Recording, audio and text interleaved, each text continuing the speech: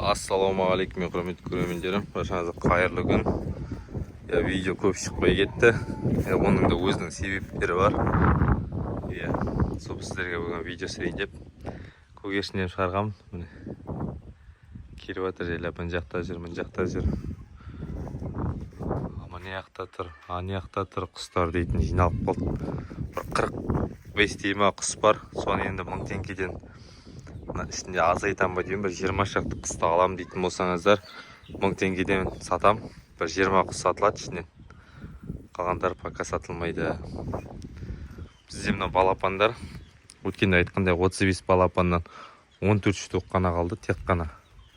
Мыннан 10 балапан алып келген, ең бірінші 10 балапаннан ол жерде қазір бізде 8 балапан қалды, 2 өліп қалды. 2 тауық, қалған барлығы атеш болып шықты.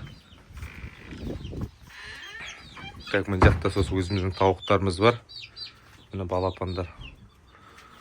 Бұлар қазір тек қана старт жеп жатыр. Өзімнің тауықтарым да старт жеп жатыр, балапандар да старт жеп жатыр, короче.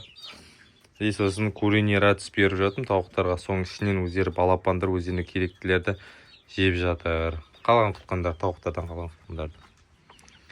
Осы пока енді айтатын жаңалық жоқ пока.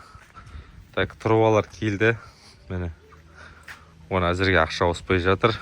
Мына нені забор қоршап тастайтын. Пока что енді осылай тұрады. Бұл балапандардың ішінде де Загорский бар, Адлер бар. Осына Австралоп бар. Загорский міне мыналар ғой. Загорскийдің көбі атеш. Қалғанының бәрі атеш қалды ғой. Көгершіндер әні балапандары бар ішінде.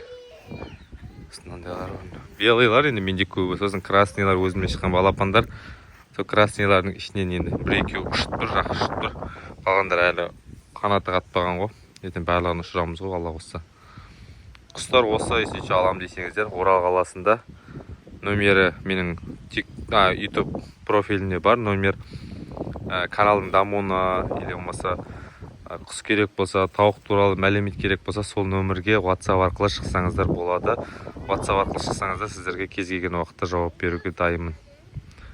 Келесі видеода көріскенше сау саламатта болыңыздар.